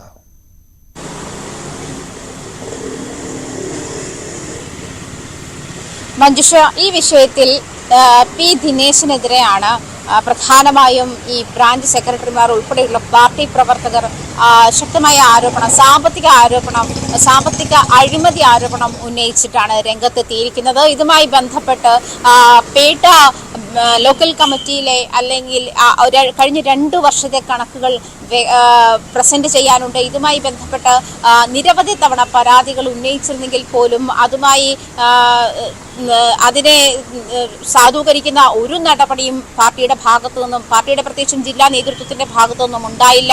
CN മോഹനൻ, ജില്ലാ സെക്രട്ടറി CN മോഹനൻ P ദിനേശിനെ സംരക്ഷിക്കുന്ന ഒരു നടപടിയാണ് കൈക്കൊണ്ടിട്ടുള്ളത്. മാത്രമല്ല, എറണാകുളം ജില്ലയിൽ നിന്നുള്ള സംസ്ഥാന കമ്മിറ്റി അംഗങ്ങളുടെ ശ്രദ്ധയിൽ ഈ വിഷയം പെടുത്താൻ പോലും ജില്ലാ സെക്രട്ടറി തയ്യാറായില്ല. അതിനുള്ള സാഹചര്യം ഉണ്ടായപ്പോഴൊക്കെ അതിൽ നിന്നും അവരെ ഒഴിവാക്കുന്ന അല്ലെങ്കിൽ പിന്തിരിപ്പിക്കുന്ന ഒരു അവസ്ഥയായിരുന്നു ഉണ്ടായിരുന്നത് എന്നാണ് ഈ പാർട്ടി മെമ്പർമാരുടെ ആരോപണം. എന്തായാലും 10 ബ്രാഞ്ച് സെക്രട്ടറിമാർ രാജിസന്നദ്ധ അറിയിച്ച് രാജിക്കത്ത് സമർപ്പിച്ചിട്ടുണ്ട്. ഇതിൽ 15 പേരിലും 10 പേരും ഈ രാജിസന്നദ്ധ അറിയിച്ചുകൊണ്ടുള്ള കത്ത് ഏരിയ കമ്മിറ്റിക്ക് ലോക്കൽ കമ്മിറ്റിക്ക് കൈമാറിയിട്ടുണ്ട്. മാത്രമല്ല, ഈ ദിനേശിനെതിരെയുള്ള ആരോപണം ശക്തമായതിനെ തുടർന്ന് ദിനേശിന് അസുഖമാണ്, അതുകൊണ്ട് അവധിയിൽ പോവുകയാണ്, കുറച്ചു നാളത്തേക്ക് മാറി നിൽക്കുകയാണ് എന്ന് കാണിച്ച് മറ്റൊരു ഏരിയ മെമ്പറായിരുന്ന ആളെ ഇപ്പോൾ ഈ കമ്മിറ്റിയുടെ ചുമതല ഏൽപ്പിച്ചിട്ടുണ്ട്, ലോക്കൽ കമ്മിറ്റിയുടെ ചുമതല ഏൽപ്പിച്ചിട്ടുണ്ട്. അങ്ങനെ കൂടുതൽ അവർ തന്നെ ചോദിക്കുന്ന ഒരു കാര്യം, ഇവിടെ ആരും ഇല്ലാതിരുന്നിട്ടാണ് മറ്റൊരു ഏരിയ കമ്മിറ്റിയിൽ നിന്ന് ഒരാളെ ഇവിടെ കൊണ്ടുവന്ന് സ്ഥാപിച്ചിരിക്കുന്നത് എന്ന് ചോദിക്കുന്നുണ്ട്. പക്ഷെ മാത്രമല്ല, ഇത് പാർട്ടി ബ്രാഞ്ച് സെക്രട്ടറിമാരുടെ മാത്രം വിഷയമല്ല. പാർട്ടി മെമ്പർമാർ പലരും അതായത് മെമ്പർഷിപ്പ് പോലും പുതുക്കാത്ത തരത്തിലേക്ക് പോയിട്ടുണ്ട്. അങ്ങനെ ഒരാൾ നമ്മളോട് അല്പം മുൻപുള്ള ബുള്ളറ്റിനിൽ നമ്മളോട് പ്രതികരിച്ചതുമാണ്. എന്തായാലും ഇദ്ദേഹം ഒരു ബിസിനസ്സുകാരനെ തട്ടിക്കൊണ്ടുപോകുന്ന കേസിലെ 7ാം പ്രതിയാണ്. അതിനെതിരെ ഇദ്ദേഹത്തിന് കോടതി ശിക്ഷ വിധിച്ചതുമാണ്. അതിന്റെ FIR നമ്മുടെ കയ്യിലുണ്ട്. ഇത്തരം ക്രിമിനൽ പശ്ചാത്തലമുള്ള ഒരാളെ വീണ്ടും പാർട്ടി സംരക്ഷിക്കാൻ ശ്രമിക്കുന്നു. പാർട്ടിയുടെ തന്നെ സ്ഥലം മറ്റൊരാൾക്ക്, സ്വകാര്യ വ്യക്തിക്ക് നൽകാൻ ലോക്കൽ കമ്മിറ്റിയുമായി ആലോചിക്കാതെ ഡീഡുണ്ടാക്കി എന്നൊരു പരാതി നിലനിൽക്കുന്നുണ്ട്. ഈ പറഞ്ഞതുപോലെ പേട്ട ബ്രാഞ്ചിൽ കുറെ കാലമായി ഇത്തരത്തിലുള്ള ഡിസ്കഷനുകൾ, ലോക്കൽ കമ്മിറ്റിയിൽ ഇത്തരത്തിലുള്ള ഡിസ്കഷനുകൾ, സാമ്പത്തിക ഏത് തരത്തിൽ പണം ചെലവായെന്നും ഏത് തരത്തിലാണ് വരവ് എന്നും ഉള്ള ഡിസ്കഷൻസ് നടക്കുന്നില്ല. എന്തായാലും CN മോഹനെ എതിരെ ഭയങ്കര ആരോപണമാണ് ഉന്നയിച്ചിരിക്കുന്നത്. കാരണം ഈ ബ്രാഞ്ച് സെക്രട്ടറിയെ, LC സെക്രട്ടറിയെ സംരക്ഷിക്കാനുള്ള എല്ലാ നടപടിയും ഇദ്ദേഹം സ്വീകരിക്കുന്നുണ്ട്. അതുമാത്രമല്ല, സംസ്ഥാന കമ്മിറ്റിയുടെ ശ്രദ്ധയിൽ പലതവണ പെടുത്ത ശേഷം, മാത്രമല്ല ഈ തെരഞ്ഞെടുപ്പ്, ലോക്സഭാ തെരഞ്ഞെടുപ്പ് അവലോകനം നടക്കുമ്പോൾ ഇതുമായി ബന്ധപ്പെട്ട എല്ലാ തവണയും മറ്റുള്ളിടത്തെല്ലാം ട്രെൻഡുകൾ മാറുമ്പോഴും ഒരിക്കലും ട്രെൻഡ് ബാധിക്കാത്ത ഒരിടമായി ഇത്ര കാലം കണക്കാക്കിയിരുന്ന ഒരു ഇതുകൂടിയായിരുന്നു പൂണിത്തുറ LC. പക്ഷേ ഇത്തവണ 3ാം സ്ഥാനത്തേക്ക് അത് പോവുകയുണ്ടായി. പല പാർട്ടി മെമ്പർമാരും പാർട്ടിയിൽ നിന്ന് പോവുകയോ അല്ലെങ്കിൽ പാർട്ടി അണികൾ പാർട്ടിക്ക് വോട്ട് ചെയ്യാതിരിക്കുന്ന സാഹചര്യമുണ്ടായി. അങ്ങനെ വലിയൊരു അട്ടിമറിയാണ് ഇത്തവണത്തെ ലോക്സഭാ തെരഞ്ഞെടുപ്പിൽ അവിടെ നടന്നിട്ടുള്ളത്. ഇത്തരം കാര്യങ്ങൾ വിലയിരുത്താൻ സംസ്ഥാന കമ്മിറ്റി പോളിറ്റ് ബ്യൂറോ അംഗങ്ങൾ ചേർന്നിട്ടുള്ള ഒരു ജനറൽ ബോഡി വിളിച്ചിട്ടുണ്ട്. ഈ ഗോവിന്ദ മാസ്റ്റർ, അതുപോലെ തന്നെ AV ജയരാഘവനും MA ബേബിയും അടങ്ങുന്ന ആളുകൾ ഇവിടെ എത്തുക, പോളിറ്റ് ബ്യൂറോ അംഗങ്ങൾ ഇവിടെ എത്തുകയും ഇത്തരം കാര്യങ്ങൾ വിശദീകരിക്കുന്ന ഒരു ജനറൽ ബോഡി വിളിക്കുകയും ചെയ്തിട്ടുണ്ട്. പക്ഷേ പൂണിത്തുറ LCയിൽ മാത്രം അത് വിളിച്ചിട്ടുമില്ല. അത് വിളിക്കാൻ ഇവർ സമ്മതിക്കാത്തതിന്റെ റീസൺ ഒരു പക്ഷേ ഇങ്ങനെ ഈ പാർട്ടി പ്രവർത്തകരെല്ലാം ഇത്തരം പരാതികൾ സംസ്ഥാന കമ്മിറ്റിയോട് ഉന്നയിക്കും എന്നൊരു ഭയം കൊണ്ടാണ് എന്നൊരു ആരോപണം. പൂണിത്തുറയിലാണ് ഈ പ്രശ്നങ്ങൾ CPM-ൽ ഉണ്ടായിരിക്കുന്നത്. തിരുവനന്തപുരത്ത് വീണ്ടും അമീബിക് മസ്തിഷ്ക ജ്വരം. നാവായിക്കുളം സ്വദേശിയായ യുവതിക്കാണ് രോഗം സ്ഥിരീകരിച്ചത്. ജില്ലയിൽ 8 പേർ അമീബിക് മസ്തിഷ്ക ജ്വരം ബാധിച്ച് മെഡിക്കൽ കോളേജ് ആശുപത്രിയിൽ ഇപ്പോൾ ചികിത്സയിലുണ്ട്. കണ്ണറവിളയിലും പേരൂർക്കടയിലും നേരത്തെ രോഗം സ്ഥിരീകരിച്ചിരുന്നു. അതിനു പിന്നാലെ നാവായിക്കുളത്തും രോഗബാധ റിപ്പോർട്ട് ചെയ്തത് ആശങ്ക കൂട്ടുന്നതാണ്. സംസ്ഥാനത്ത് ആദ്യമായാണ് ഒരു സ്ത്രീക്ക് അമീബിക് മസ്തിഷ്ക ജ്വരം സ്ഥിരീകരിക്കുന്നതെന്ന് ആരോഗ്യവകുപ്പ് അറിയിച്ചു. രോഗലക്ഷണങ്ങളോടെ ആശുപത്രിയിലെത്തിയ ഇവർക്ക് മറ്റ് ഗുരുതരമായ പ്രശ്നങ്ങളില്ല. ഇന്നലെ വൈകിട്ടാണ് ഇവരുടെ സ്രവപരിശോധനാ ഫലം ലഭിച്ചത്. വീടിന് സമീപത്തെ തോട്ടിൽ കുളിച്ചതായി യുവതി ആരോഗ്യപ്രവർത്തകരോട് പറഞ്ഞു. ഇവർ ഉൾപ്പെടെ 8 പേർ രോഗം സ്ഥിരീകരിച്ച് മെഡിക്കൽ കോളേജ് ആശുപത്രിയിൽ ചികിത്സയിലുണ്ട്. ഇതിൽ 6 പേർ കണ്ണറവിള സ്വദേശികളും ഒരാൾ പേരൂർക്കട സ്വദേശിയുമാണ്. കാവിൻകുളത്തിലെ കുളത്തിൽ കുളിച്ചവർക്കാണ് കണ്ണറവിളയിൽ രോഗം സ്ഥിരീകരിച്ചത്. എന്നാൽ പേരൂർക്കടയിലെ രോഗ ഉറവിടം സംബന്ധിച്ച് വകുപ്പിന് വ്യക്തതയില്ല. ന്യൂസ് 18 തിരുവനന്തപുരം. സെബി മേധാവി മാധബി പുരി ബുച്ചിനെതിരായ ഹിൻഡൻബർഗ് റിപ്പോർട്ടിൽ JPC അന്വേഷണ ആവശ്യത്തിൽ ഉറച്ചു നിൽക്കുകയാണ് കോൺഗ്രസ്. രാജ്യവ്യാപകമായി പ്രക്ഷോഭം തുടങ്ങുമെന്ന് KC വേണുഗോപാൽ MP പറഞ്ഞു. മാധവിക്കെതിരെ ഹിൻഡൻബർഗും നിലപാടിപ്പോൾ കടുപ്പിച്ചിട്ടുണ്ട്. KC വേണുഗോപാലിന്റെ പ്രതികരണത്തിലേക്ക്. നിങ്ങൾ ആലോചിക്കേണ്ടത് സുപ്രീം കോടതി കേസെടുത്തതാണ്. സുപ്രീം കോടതി കേസെടുത്തപ്പോൾ സുപ്രീം കോടതി അവസാനം സെബിയിൽ വിശ്വാസം അർപ്പിച്ചുകൊണ്ടാണ് അവരുടെ അന്വേഷണ റിപ്പോർട്ട് അനുസരിച്ചിട്ടാണ് ആ കേസിന് തീർപ്പ് കൽപ്പിച്ചത്. അതാണ് ഇവിടെ ആഘോഷിക്കപ്പെട്ടത്. പക്ഷെ ഇപ്പോൾ വന്നിരിക്കുന്ന റിപ്പോർട്ട് എന്താണ്?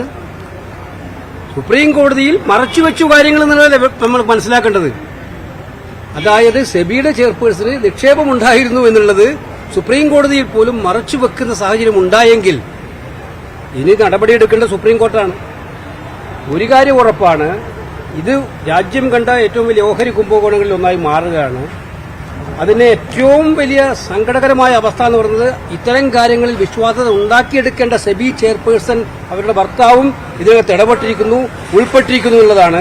ഒരു JPC അന്വേഷണം കൂടിക്കൊണ്ട് മാത്രമേ ഈ പ്രശ്നങ്ങൾക്ക് പരിഹാരം കാണാൻ കഴിയൂ. അതുകൊണ്ട് ജോയിന്റ് പാർലമെന്ററി കമ്മിറ്റി അന്വേഷിക്കണമെന്ന ആവശ്യം ഞങ്ങൾ ശക്തിപ്പെടുത്തുകയാണ്. അതല്ലാതെ ഇക്കാര്യം മുന്നോട്ട് പോകാൻ പറ്റില്ല. രാജ്യവ്യാപകമായി ഈ കാര്യം കോൺഗ്രസും ഇന്ത്യ മുന്നണിയും ഉന്നയിക്കുകയും ചെയ്യും. JPC ആവശ്യപ്പെട്ടുകൊണ്ടുള്ള സമ്മർദ്ദം തുടരുകയും ചെയ്യും. സെബി ചെയർപേഴ്സണെതിരെ JPC അന്വേഷണം ആവശ്യപ്പെടുകയാണ് കോൺഗ്രസ്. ഇതിനുവേണ്ടിയുള്ള പ്രക്ഷോഭം ശക്തമാക്കുമെന്നാണ് KC വേണുഗോപാൽ പറഞ്ഞത്. ഐഷത്തുൽ ഷംന ചേരുകയാണ് ന്യൂസ് ഡെസ്കിൽ നിന്ന് കൂടുതൽ വിവരങ്ങളുമായി. ഷംന, ഇക്കാര്യത്തിൽ മറ്റൊരു കാര്യം കൂടി സംഭവിച്ചിട്ടുണ്ട്. സെബി മേധാവിക്കെതിരെ ഹിൻഡൻബർഗ് വിമർശനം ഉന്നയിച്ചിട്ടുണ്ട്. മാധബി പുരി ബുച്ച് ചില കാര്യങ്ങൾ പറഞ്ഞിരുന്നു. ഇത് അടിസ്ഥാനരഹിതമായ ആരോപണങ്ങളാണെന്ന്. അതിനുള്ള മറുപടിയാണല്ലോ ഇപ്പോൾ ഹിൻഡൻബർഗ് തന്നെ നൽകിയിരിക്കുന്നത്. നിക്ഷേപ വിവരങ്ങൾ പുറത്തുവിടണം, ഈ ഒരു ആവശ്യം ഉന്നയിച്ചിട്ടുണ്ട്. എന്താണ് ഇതിന്റെ വിശദാംശങ്ങൾ? മഞ്ജുഷ്, തീർച്ചയായും കഴിഞ്ഞ ദിവസം ഓഗസ്റ്റ് 10-ാം തീയതിയാണ് ഈ ഹിൻഡൻബർഗ് റിപ്പോർട്ട് പുറത്തു വരുന്നത്. എന്നാൽ തനിക്ക് അത്തരത്തിലുള്ള ഒരു രഹസ്യ ഇടപാടുകളുമില്ല, എല്ലാ നിക്ഷേപങ്ങളും സംബന്ധിച്ച് വിവരങ്ങൾ പരസ്യമാക്കിയതാണ്. ഇത് സംബന്ധിച്ചുള്ള എന്ത് വിവരങ്ങൾ വേണമെങ്കിലും പുറത്തുവിടാൻ തയ്യാറാണെന്ന് മാധബി പുരി പ്രതികരിച്ചിരുന്നു. അതിന് പിന്നാലെയാണ് ഹിൻഡൻബർഗ് അങ്ങനെയാണെങ്കിൽ എല്ലാ വിവരങ്ങളും ഇന്ത്യയിലും വിദേശത്തും അടക്കമുള്ള നിക്ഷേപങ്ങളുടെ എല്ലാ വിവരങ്ങളും പരസ്യപ്പെടുത്തണമെന്ന് ആവശ്യപ്പെട്ടുകൊണ്ട് ഒരു വെല്ലുവിളി പോലെ തന്നെയാണ് ഹിൻഡൻബർഗ് ഇപ്പോൾ കാര്യങ്ങൾ കടുപ്പിച്ചത്. എല്ലാ വിവരങ്ങളും പുറത്തുവിടണം. ഇത് സംബന്ധിച്ച് ഇന്ത്യയിലാണെങ്കിലും വിദേശത്തുമുള്ള നിക്ഷേപങ്ങളുടെ കണക്ക് പുറത്തുവിടണമെന്നാണ് പറഞ്ഞിരിക്കുന്നത്. ഒപ്പം തന്നെ ഇപ്പോൾ കോൺഗ്രസ് നിലപാട് കടുപ്പിക്കുകയാണ്. JPC അന്വേഷണം ആക്കുമെന്നാണ് പറയുന്നത്. ഒപ്പം രാഹുൽ ഗാന്ധി എക്സിൽ പങ്കുവച്ചിരുന്നു, ഈ നിഷ്പക്ഷമായി കാര്യങ്ങൾ തീരുമാനിക്കേണ്ടവർ തന്നെ, നിലപാട് സ്വീകരിക്കേണ്ടവർ തന്നെ പക്ഷാപരമായാണ് കാര്യങ്ങൾ സ്വീകരിക്കുന്നത്. ഈ സെബിയിലുള്ള എല്ലാ വിശ്വാസ്യതയും തകർന്നിരിക്കുന്നു. ഇതിന് ആരാണ്? ഈ ഇന്ത്യയുടെ ഓഹരി വിപണിയിൽ നിരവധി ഇന്ത്യക്കാർ, സാധാരണക്കാരായ നിരവധി ഇന്ത്യക്കാർ അടക്കം ഇപ്പോൾ വലിയ തോതിൽ നിക്ഷേപം നടത്തുന്നുണ്ട്. ഇവരുടെ പണത്തിന് ആരാണ് ഉത്തരവാദി? ഈ മാധബി പുരി ബച്ചിയാണോ അതോ പ്രധാനമന്ത്രിയാണോ അദാനിയാണോ? ആരാണ് ഇവരുടെ ഈ പണത്തിന് ഉത്തരവാദി? ഇതിന് എന്തെങ്കിലും ഇടിവ് സംഭവിച്ചാൽ അല്ലെങ്കിൽ ഇത് വളരെ അപകടകരമായ ഒരു കാര്യത്തിലോട്ടാണ് പോകുന്നത്. ഇതിന് ആരാണ് ഉത്തരവാദി എന്നും അതുപോലെ തന്നെ മുമ്പ് സുപ്രീം കോടതി ഈ കാര്യത്തിൽ ഒരു തീർപ്പ് കൽപ്പിച്ചതായിരുന്നു. എന്നാൽ ഈ സെബി മേധാവിക്ക് തന്നെ ഇതിൽ പങ്കുണ്ടെന്ന് തെളിയുന്ന ഒരു സാഹചര്യത്തിൽ, അല്ലെങ്കിൽ അത്തരം റിപ്പോർട്ടുകൾ പുറത്തു വരുന്ന സാഹചര്യത്തിൽ ഇനി സുപ്രീം കോടതി ഇതിൽ ഇടപെടുമോ എന്നുള്ള ചോദ്യം കൂടി രാഹുൽ ഗാന്ധി എക്സിലൂടെ ചോദിക്കുന്നുണ്ട്. ഒപ്പം തന്നെ ഈ അന്വേഷണം ശക്തമായി രാജ്യവ്യാപകമായ പ്രക്ഷോഭം നടത്തുമെന്നാണ് ഇപ്പോൾ KC വേണുഗോപാൽ പ്രതികരിച്ചതും. എന്തായാലും വരും ദിവസങ്ങളിൽ ഈ JPC അന്വേഷണം ശക്തമാക്കിക്കൊണ്ടുള്ള നിലപാടുകൾ കടുപ്പിക്കുമെന്ന് തന്നെയാണ് മനസ്സിലാക്കേണ്ടത്. 2015 മുതലാണ് ഇവർക്ക് ഈ മാധവിപുരി ബച്ചിക്കും ഒപ്പം തന്നെ ഭർത്താവിനും ഈ വിനോദ് അദാനിയുടെ, അതായത് അദാനിയുടെ സഹോദരനായ വിനോദ് അദാനിയുടെ ഇതിൽ IPEൽ നിക്ഷേപമുണ്ടെന്ന് നിക്ഷേപം ഉള്ളത്. ഇതിനുശേഷം 2017 സെബി ചെയർപേഴ്സണായി മാധവിപുരി വന്നതോടുകൂടി ഈ ജോയിന്റ് നിക്ഷേപം ഒഴിവാക്കി സ്വന്തം ഉടമസ്ഥതയിൽ മാത്രമാക്കണമെന്ന് കാണിച്ച് മാധവിപുരിയുടെ ഭർത്താവ് കത്ത് നൽകിയിരുന്നു. എന്നാൽ പിന്നീട് 2022 വരെയും 2022 മാധവി ഇത്തരത്തിലുള്ള നിക്ഷേപം പിൻവലിച്ചത് സ്വന്തം ഇമെയിലിൽ നിന്നാണ്. അപ്പോൾ ഈ മാധവിപുരിക്ക് മേധാവിയായിരിക്കെ, ഈ സെബിയിൽ മേധാവിയായിരിക്കെ തന്നെ ഇടപാടുകൾ ഉണ്ടായിരുന്നു, നിക്ഷേപങ്ങൾ ഉണ്ടായിരുന്നു എന്ന് തെളിയിക്കുന്നതാണ് ഇതെന്നാണ് ഹിൻഡൻബർഗ് ഇപ്പോൾ പുറത്തുവിടുന്നത്. ഒപ്പം തന്നെ കഴിഞ്ഞ വർഷം 106 പേജുള്ള റിപ്പോർട്ടാണ് ഹിൻഡൻബർഗ് പുറത്തുവിട്ടിരുന്നത്. എന്നാൽ അതിലൊരു അന്വേഷണത്തിന് അല്ലെങ്കിൽ ശക്തമായി അവർക്കെതിരെ, അദാനിക്കെതിരെ ഒരു നിലപാട് സെബി എടുത്തിട്ടില്ല. അത് ഇത്തരത്തിൽ അദാനി ഗ്രൂപ്പുമായി അല്ലെങ്കിൽ നിക്ഷേപങ്ങളുമായി സെബി മേധാവിക്ക് ബന്ധമുണ്ടെന്ന് തെളിയിക്കുന്നതാണ്, ഉറപ്പിക്കുന്നതാണ്. അദാനിക്ക് വളം വെച്ചു കൊടുക്കുന്ന നിലപാടായിരുന്നു അന്ന് ഉണ്ടായിരുന്നത്. സുപ്രീം കോടതി അന്ന് സെബിയിൽ വിശ്വാസം അർപ്പിച്ചാണ് ഒരു തീർപ്പ് കൽപ്പിച്ചത്. എന്നാൽ പിന്നീട് ഹിൻഡൻബർഗിന്റെ ഈ റിപ്പോർട്ട് തള്ളി അദാനിക്ക് ക്ലീൻ ചീറ്റ് നൽകുകയും ഒപ്പം തന്നെ ഹിൻഡൻബർഗിനെതിരെ കാരണം കാണിക്കൽ നോട്ടീസ് നൽകുകയും ഒക്കെ ഉണ്ടായിരുന്നു. എന്നാൽ അതെല്ലാം ഈ അദാനിക്ക് വളം വെച്ച് കൊടുക്കുന്ന തരത്തിലായിരുന്നു. ഈ അദാനിയുമായി ബന്ധപ്പെട്ട നിക്ഷേപ കമ്പനികൾ ഇവർക്ക് തന്നെ ഓഹരി നിക്ഷേപങ്ങൾ ഉണ്ടായിരുന്നു. അതുകൊണ്ടാണ് അന്ന് അത്തരത്തിലുള്ള ഒരു നിലപാട് ഇവർ സ്വീകരിച്ചതെന്നാണ് ഇപ്പോൾ ഹിൻഡൻബർഗ് പുറത്തുവിടുന്നതും. ഒപ്പം തന്നെ 2017 മറ്റൊരു നിക്ഷേപം നടത്തിയിരുന്നു. 2018 ഈ ഇമെയിലായി ലഭിച്ചതൊക്കെ ഈ മാധവിയുടെ സ്വന്തം ഇമെയിലിൽ നിന്നായിരുന്നു. ഈ നിക്ഷേപങ്ങളുമായിട്ടുള്ള ഇടപാടുകൾ സംബന്ധിച്ചിട്ടുള്ള ഇമെയിലുകൾ അയച്ചത്. അതെല്ലാം ഇവരുടെ ഈ കൃത്യമായി വിദേശ നിക്ഷേപങ്ങൾ കാണിക്കുന്ന ഒരു നിലപാടാണെന്ന് കൂടി ഹിൻഡൻബർഗ് ഇപ്പോൾ വിടുന്ന റിപ്പോർട്ടിൽ പറയുന്നുണ്ട്. ഒപ്പം തന്നെ കഴിഞ്ഞ ദിവസം മാധവിപുരി പറഞ്ഞിരുന്നു, എന്ത് വിവരങ്ങൾ വേണമെങ്കിലും പരസ്യപ്പെടുത്താൻ തയ്യാറാണ്, തൻ്റെ ജീവിതവും സാമ്പത്തിക ഇടപാടുകളും എല്ലാം ഒരു തുറന്ന പുസ്തകമാണെന്ന് പറഞ്ഞിരുന്നു. എന്നാൽ അതിനെതിരെ ഒരു വെല്ലുവിളി തന്നെയാണ് ഇപ്പോൾ ഹിൻഡൻബർഗ് ഉയർത്തിയിരിക്കുന്നത്. അങ്ങനെയാണെങ്കിൽ ഇന്ത്യയിലും വിദേശത്തുമുള്ള എല്ലാ നിലപാടുകളും എല്ലാ ഇടപാടുകളും സംബന്ധിച്ച വിവരങ്ങൾ പുറത്തുവിടട്ടെ എന്നാണ് ഇപ്പോൾ ഹിൻഡൻബർഗ് പറഞ്ഞിരിക്കുന്നത്. എന്തായാലും ഇക്കാര്യത്തിൽ JPC അന്വേഷണം അടക്കം ആവശ്യപ്പെട്ട് ഇക്കാര്യത്തിൽ ഒരു പ്രക്ഷോഭത്തിന് തന്നെ അല്ലെങ്കിൽ ഈ ആവശ്യം നിലപാട് കടുപ്പിച്ച് തന്നെ മുന്നോട്ട് പോവുകയാണ് ഇപ്പോൾ കോൺഗ്രസും. ഇതെങ്ങനെ സെബിക്കും അല്ലെങ്കിൽ മാധവിപുരിക്കും തിരിച്ചടിയാകുമെന്ന കാര്യം നോക്കിക്കാണേണ്ടതുണ്ട്. എന്തായാലും ഹിൻഡൻബർഗ് വീണ്ടും മാധവിപുരിക്കെതിരായിട്ട് വിമർശനം ഉന്നയിച്ചിരിക്കുകയാണ്. അവരോട് നിക്ഷേപങ്ങളുടെ വിവരം പുറത്തുവിടാൻ ധൈര്യമുണ്ടോ എന്ന് ചോദിച്ചിരിക്കുകയാണ്. പക്ഷേ ഈ തർക്കം തുടരുന്നതിനിടെയാണ് ഇത് രാജ്യത്തിന്റെ സാമ്പത്തിക സ്ഥിരത നഷ്ടപ്പെടുത്തുവാനുള്ള ഗൂഢനീക്കമാണ് നടക്കുന്നതെന്ന ആരോപണവുമായി BJP രംഗത്തെത്തിയിരിക്കുന്നത്. ഓഹരി വിപണി പക്ഷേ തൽക്കാലത്തെ തകർച്ചയ്ക്ക് ശേഷം തിരിച്ചുവരവിലുള്ള ഒരു പാതയിലാണ്. ഇന്ന് ഓഹരി വിപണികൾ കരകയറി തുടങ്ങിയിട്ടുണ്ട്. മറ്റു വാർത്തയിലേക്ക്. പത്തനംതിട്ട തുമ്പമൺ സഹകരണ ബാങ്ക് തെരഞ്ഞെടുപ്പിൽ CPM നേതാക്കൾ കള്ളവോട്ട് ചെയ്തുവെന്ന ഗുരുതരമായ ആരോപണം. CPM ലോക്കൽ ബ്രാഞ്ച് സെക്രട്ടറിമാർക്കെതിരെയാണ് കോൺഗ്രസിന്റെ ഈ ആരോപണം. Koodal local secretary Unmesh, Koorampala branch secretary Deepu തുടങ്ങി ഒട്ടേറെ പ്രാദേശിക നേതാക്കൾ കള്ളവോട്ട് ചെയ്തുവെന്നാണ് കോൺഗ്രസിന്റെ പരാതി. ഇതിനുള്ള തെളിവ് സഹിതമുള്ള വിവരങ്ങളും കോൺഗ്രസ് നേതൃത്വം പുറത്തുവിടുകയുണ്ടായി. സംസ്ഥാന വിജിലൻസ് മേധാവിയായി ADGP യോഗേഷ് ഗുപ്ത ചുമതലയേറ്റു. മുൻ ഡയറക്ടർ TK വിനോദ് കുമാർ സർവീസിൽ നിന്ന് സ്വയം വിരമിച്ചതിനെ തുടർന്നാണ് പുതിയ നിയമനം. വിജിലൻസിൽ കൊണ്ടുവരേണ്ട മാറ്റങ്ങൾ ഉൾപ്പെടെയുള്ള വിഷയങ്ങളിൽ പഠിച്ച ശേഷം പ്രതികരിക്കാമെന്ന് ചുമതലയേറ്റ ശേഷം യോഗേഷ് ഗുപ്ത മാധ്യമങ്ങളോട് പറഞ്ഞു. രാവിലെ 11 മണിക്ക് തിരുവനന്തപുരത്തെ വിജിലൻസ് ആസ്ഥാനത്തെത്തിയാണ് ചുമതലയേറ്റത്. ബിവറേജസ് കോർപ്പറേഷൻ CMD ആയിരുന്നു യോഗേഷ് ഗുപ്ത. ബെബ്കോയിൽ ചരിത്രത്തിലെ ഏറ്റവും വലിയ ലാഭമുണ്ടാക്കിയ ശേഷമാണ് പടിയിറങ്ങിയത്. 236 കോടി കഴിഞ്ഞ സാമ്പത്തിക വർഷം ലാഭമുണ്ടാക്കിയെന്നും അദ്ദേഹം പറഞ്ഞു. 1993 ബാച്ച് IPS ഉദ്യോഗസ്ഥനാണ് യോഗേഷ് ഗുപ്ത. എൻഫോഴ്സ്മെന്റ് ഡയറക്ടറേറ്റിൽ ഡെപ്യൂട്ടേഷൻ പൂർത്തിയാക്കി 2021 യോഗേഷ് ഗുപ്ത കേരളത്തിലേക്ക് തിരിച്ചെത്തിയത്. അതേ വർഷം തന്നെ വിശിഷ്ട സേവനത്തിനുള്ള രാഷ്ട്രപതിയുടെ പോലീസ് മെഡൽ ലഭിച്ചിരുന്നു. തമിഴ്നാട്ടിലെ തിരുവള്ളൂരിൽ ട്രക്കും കാറും കൂട്ടിയിടിച്ച് 5 വിദ്യാർത്ഥികൾക്ക് ദാരുണാന്ത്യം. ചെന്നൈ തിരുപ്പതി ദേശീയപാതയിൽ ഇന്നലെ രാത്രിയാണ് അപകടമുണ്ടായത്. ചെന്നൈ SRM കോളേജിലെ വിദ്യാർത്ഥികളാണ് മരിച്ചത്. മരിച്ച 5 പേരും ആന്ധ്രാപ്രദേശിലെ ഓങ്കോൾ സ്വദേശികളാണ്. 2 പേർക്ക് ഗുരുതര പരിക്കേറ്റിട്ടുണ്ട്. ഇവരെ തിരുവള്ളൂർ സർക്കാർ ആശുപത്രിയിൽ പ്രവേശിപ്പിച്ചു.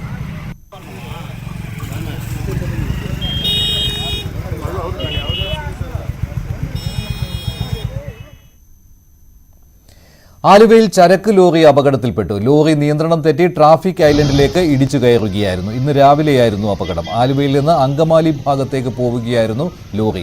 അപകടത്തെ തുടർന്ന് ഏറെ നേരം ഇവിടെ ഗതാഗതം സ്തംഭിച്ചു.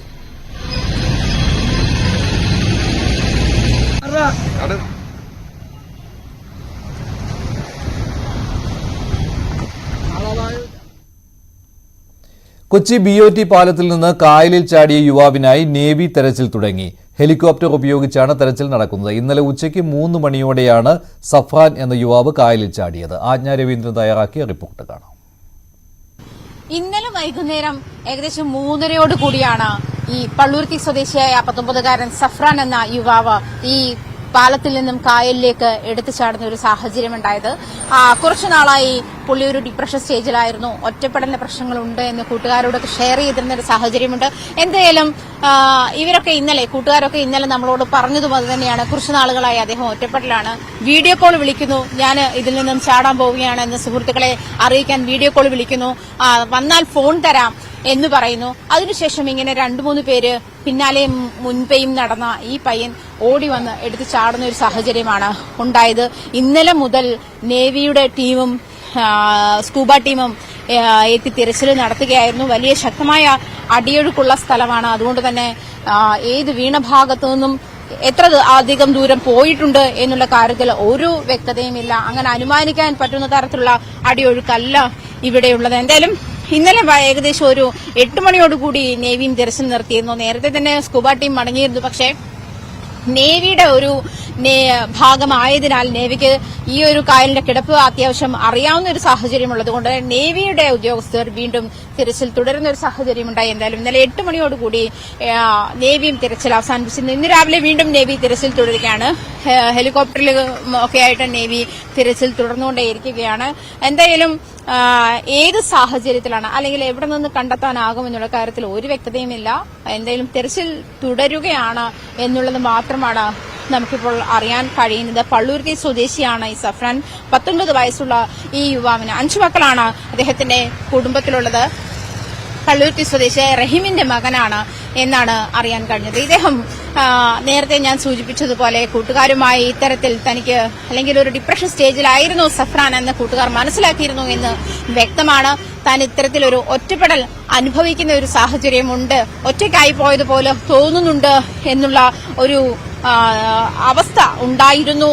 എന്തായാലും ഇത്തരം കാര്യങ്ങളിൽ എപ്പോഴും നമ്മൾ രക്ഷിതാക്കളുടെ ഇത്തരം അറ്റൻഷൻ കുഞ്ഞുങ്ങളിലേക്ക് എത്തുന്നതിന്റെ ഒരു ആവശ്യകത കൂടി സഫ്രാന്റെ ഈ ഒരു നീക്കം നമ്മളെ പഠിപ്പിക്കുന്നുണ്ട്. കാരണം 19 വയസ്സുള്ള അല്ലെങ്കിൽ 14 മുതൽ 19 വയസ്സുള്ള കുട്ടികളിൽ ഉണ്ടാകുന്ന ഇത്തരത്തിലുള്ള ഡിപ്രഷൻ സാഹചര്യങ്ങൾ അല്ലെങ്കിൽ അത് എത്രയും പെട്ടെന്ന് ആത്മഹത്യയിലേക്ക് നയിക്കാനുള്ള സാഹചര്യങ്ങൾ, അത്തരം സാഹചര്യങ്ങളൊക്കെ റെക്കഗ്നൈസ് ചെയ്യുമ്പോൾ തന്നെ അതിനുള്ള നടപടികൾ പാരന്റ്സിന്റെ ഭാഗത്തു നിന്നോ അതല്ലെങ്കിൽ സ്കൂളിലെ ടീച്ചേഴ്സിന്റെ ഭാഗത്തു നിന്നോ അതല്ലെങ്കിൽ മറ്റേതെങ്കിലും കൌൺസിലേഴ്സിന്റെ ഭാഗത്തു നിന്നോ ഒക്കെ ഉണ്ടാകേണ്ടതാണ്.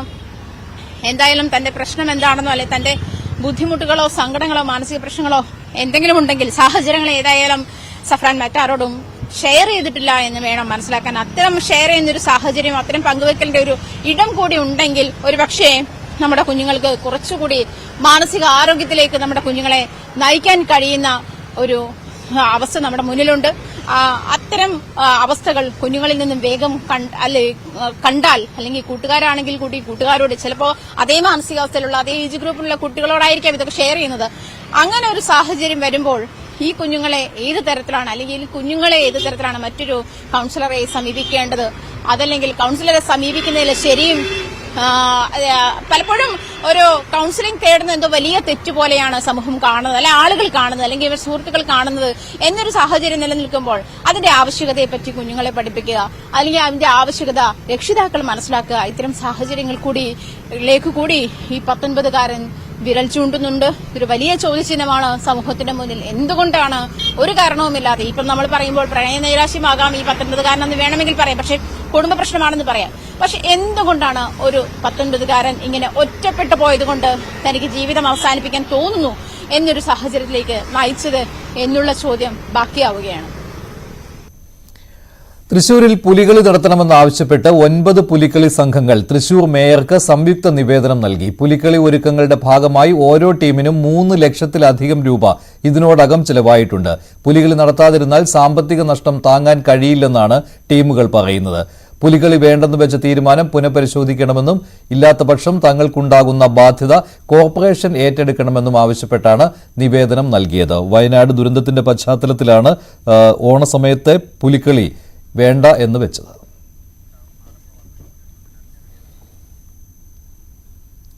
ആലപ്പുഴ പൂച്ചാക്കലിൽ നവജാത ശിശുവിനെ മറവ് ചെയ്ത സംഭവത്തിൽ മരണകാരണം വ്യക്തമല്ല. പോസ്റ്റ്മോർട്ടത്തിൽ മരണകാരണം കണ്ടെത്താൻ കഴിഞ്ഞിട്ടില്ല. കൂടുതൽ വിവരങ്ങളുമായി ശരണ്യ സ്നേഹജൻ ചേരുകയാണ്. ശരണ്യ, പുതിയ വിവരമാണല്ലോ, എന്താണ് ഉള്ളത്? മഞ്ജുഷ, ആലപ്പുഴയിൽ നവജാത ശിശുവിന്റെ മൃതശരീരം രഹസ്യമായി മറവ് ചെയ്ത സംഭവത്തിൽ ഇപ്പോൾ കുട്ടിയുടെ പോസ്റ്റ്മോർട്ടം നടപടികൾ ആലപ്പുഴ മെഡിക്കൽ കോളേജിൽ നടക്കുകയായിരുന്നു. ഇപ്പോൾ പോസ്റ്റ്മോർട്ടം പൂർത്തീകരിച്ചിട്ടുണ്ട്. ഇതിൽ ഏറ്റവും പ്രധാനപ്പെട്ട കാര്യം കുട്ടിയുടെ മരണകാരണം കണ്ടെത്താനായിട്ടില്ല എന്നുള്ളതാണ്. കാരണം പോസ്റ്റ്മോർട്ടത്തിൽ എടുത്ത, അതായത് ലഭ്യമായ കുട്ടിയുടെ ശരീരം അത് ജീർണിച്ച അവസ്ഥയിലായിരുന്നു. അതുകൊണ്ട് തന്നെ മരണകാരണം കണ്ടെത്തുന്ന ഒരു സാഹചര്യത്തിലേക്ക് എത്താനായി പോസ്റ്റ്മോർട്ടം നടപടികളിലൂടെ കഴിഞ്ഞിട്ടില്ല എന്നുള്ളതാണ്. സാഹചര്യ തെളിവുകളുടെ അടിസ്ഥാനത്തിലാകും ഇനി അന്വേഷണം മുന്നോട്ട് പോകുക. ഇക്കാര്യം ജില്ലാ പോലീസ് മേധാവിയെ അടക്കം അറിയിച്ചിട്ടുണ്ട്. മാത്രമല്ല ഇപ്പോൾ പൂച്ചക്കൽ പോലീസ് സ്റ്റേറ്റ്മെന്റ് എടുത്തുകൊണ്ടിരിക്കുകയാണ്. ആ സ്റ്റേറ്റ്മെന്റ് നടപടികളും ഒക്കെ പൂർത്തീകരിച്ചിട്ടുണ്ട്. എന്തായാലും കുട്ടിയുടെ ഈ ലഭ്യമായ മൃതശരീരത്തിൽ നിന്നും അതിന്റെ മരണകാരണം എന്താണെന്ന് കണ്ടെത്താനായി കഴിഞ്ഞിട്ടില്ല. പോസ്റ്റ്മോർട്ടത്തിന്റെ ഫൈൻഡിങ്സ് അങ്ങനെയാണ് പോകുന്നത്. അതായത് ഈ ഒരു ഇപ്പോൾ ലഭ്യമായ ഒരു മൃതശരീരം വെച്ച്, അതിന്റെ ജീർണാവസ്ഥയിലുള്ള ഈ മൃതശരീരം വെച്ച് അത്തരത്തിലൊരു കുട്ടിക്ക് മറ്റ് പരിക്കുകൾ ഏറ്റിട്ടുണ്ടോ, ഒപ്പം തന്നെ എങ്ങനെയാണ് മരണപ്പെട്ടതെന്ന് അടക്കമുള്ള വിവരങ്ങൾ കണ്ടെത്താൻ കഴിയാത്ത സാഹചര്യമാണ് ഉള്ളത് എന്നുള്ളതാണ് ഫോറൻസിക് വിഭാഗം ഇപ്പോൾ പോലീസിന് പ്രാഥമികമായി റിപ്പോർട്ട് നൽകിയിട്ടുള്ളത്. മഞ്ജുഷ്, ശരി ശരണ്യ. ഇനി സ്വർണം വെള്ളി നിരക്കുകൾ കൂടി നോക്കാം. കവിത ഗോൾഡ് ആൻഡ് ഡയമണ്ട്സ് ഇന്നത്തെ സ്വർണം വെള്ളി നിരക്കുകൾ നിങ്ങൾക്കായി സമർപ്പിക്കുന്നത് wedding collections from Kavitha gold and diamonds.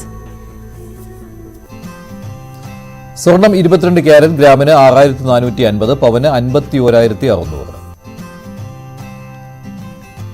18 carrot ഗ്രാമിന് 5345, പവന് 42,760. വെള്ളി ഗ്രാമിന് 87, കിലോയ്ക്ക് 87,000 രൂപ. കവിത ഗോൾഡ് ആൻഡ് ഡയമണ്ട്സ് ഇന്നത്തെ സ്വർണം വെള്ളി നിരക്കുകൾ നിങ്ങൾക്കായി സമർപ്പിക്കുന്നത് wedding collections from Kavitha gold and diamonds. ഇനി സ്പോട്ട് ലൈവുമായി മനു ഭരത് ചേരും.